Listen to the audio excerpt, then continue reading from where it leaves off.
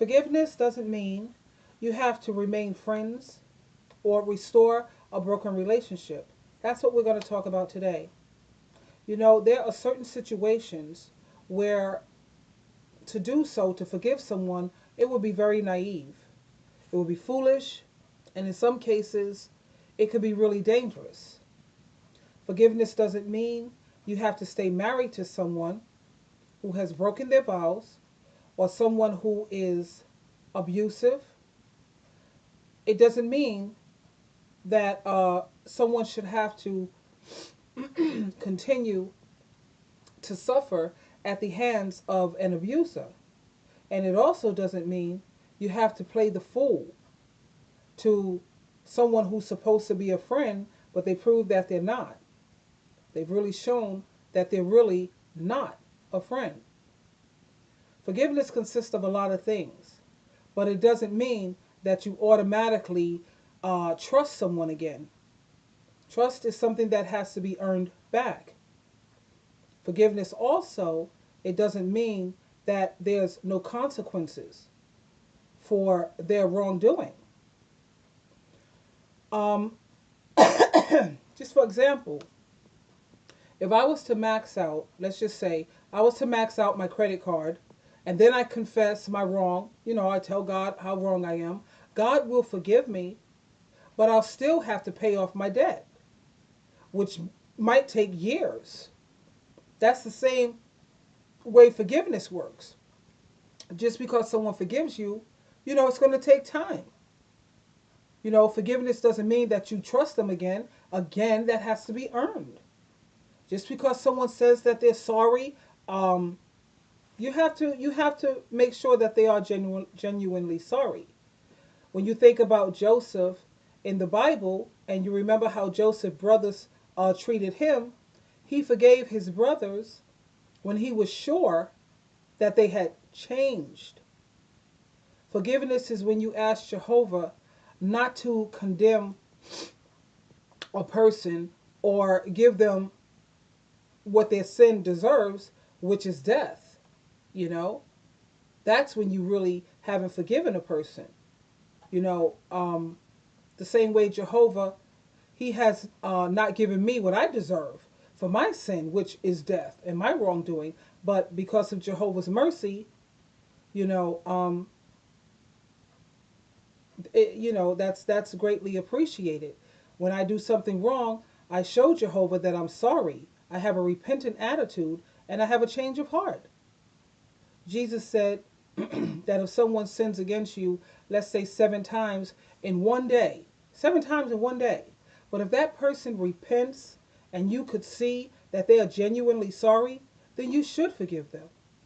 That's noted in Luke chapter 17, verse 3 through 5. But you also have to keep in mind that forgiving does not mean that we let those who hurt us off the hook. They need to pay for what they've done. This is what justice is all about. When we forgive, we may let them off of our hook, but they're still on God's hook. Because God said, "Vengeance is mine, I will repay."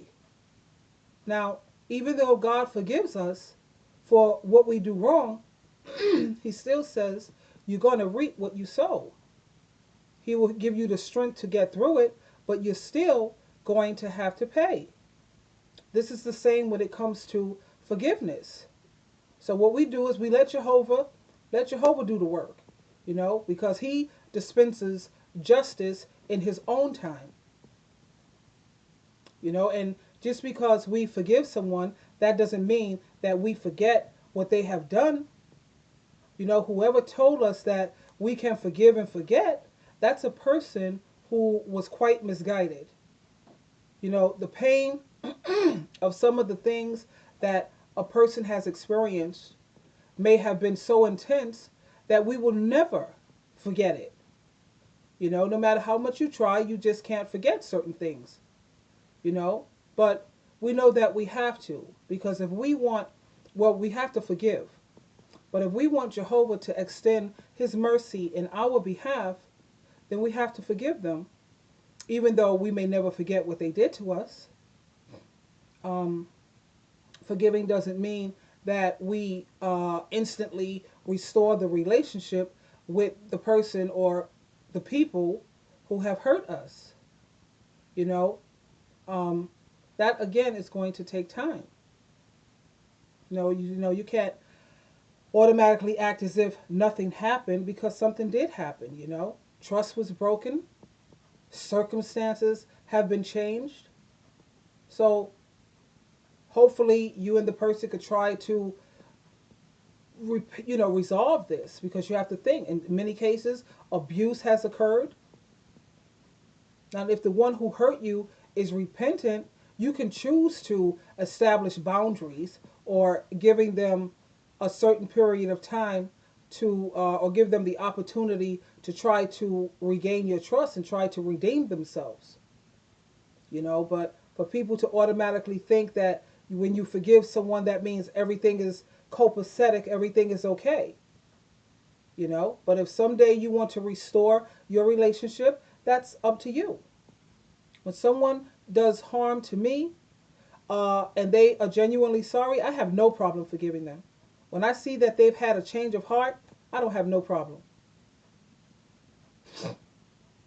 You know, you don't want to have deep, embittered resentment ingrained inside of you. That's not good. It's good to forgive people. And like I said, as long as you can show me that you're repentant, you and me, we're good.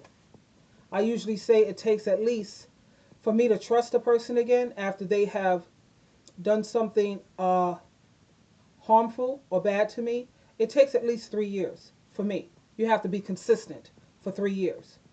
And when I see that you can be consistent for 3 years, your slate is wiped clean. So that's all for now. Remember to keep in mind, you always have a choice. This is SheilaTruelove. Don't forget to share this video with someone who you feel it may be helpful to. And until the next time, we'll talk again, darling. Bye for now.